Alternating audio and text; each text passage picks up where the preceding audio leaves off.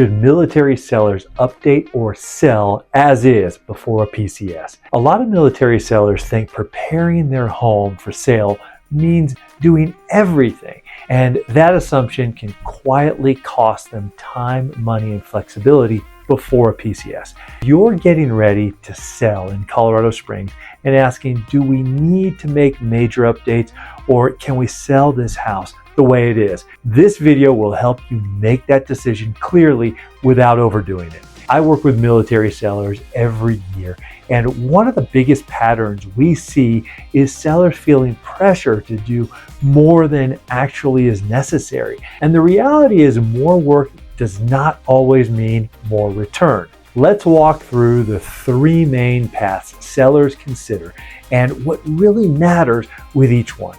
First, making significant high-dollar updates. This usually looks like full kitchen remodels, bathroom renovations, replacing floors throughout the house, or tackling multiple large projects at once. While this can work in very specific situations, most PCS sellers underestimate how quickly one project turns into three. A kitchen leads to flooring. Flooring leads to paint. Paint reveals trim issues. Suddenly, you're deeper into renovations than planned, with timelines slipping and costs climbing. The bigger risk is return. Major renovations don't guarantee you'll get your money back, especially if buyers would have made different choices anyway. And when you're working against a report date, delays matter. Second, selling the home completely as is. This appeals to sellers who want simplicity. No upfront expenses, no disruption,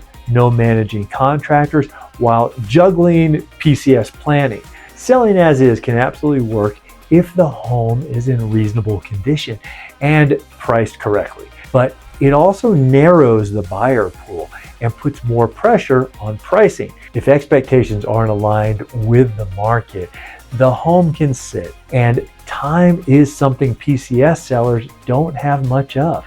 Third, and most often, the smartest move is making minor strategic improvements. This is where many sellers find the best balance. We're not talking about renovations, we're talking about preparation, paint touch-ups instead of full repainting, carpets cleaning and stretched instead of replaced, fresh mulch and basic yard cleanup instead of landscaping overhauls, a professional house cleaning, decluttering, and keeping the home orderly so buyers can see the space clearly. These changes don't overhaul the home.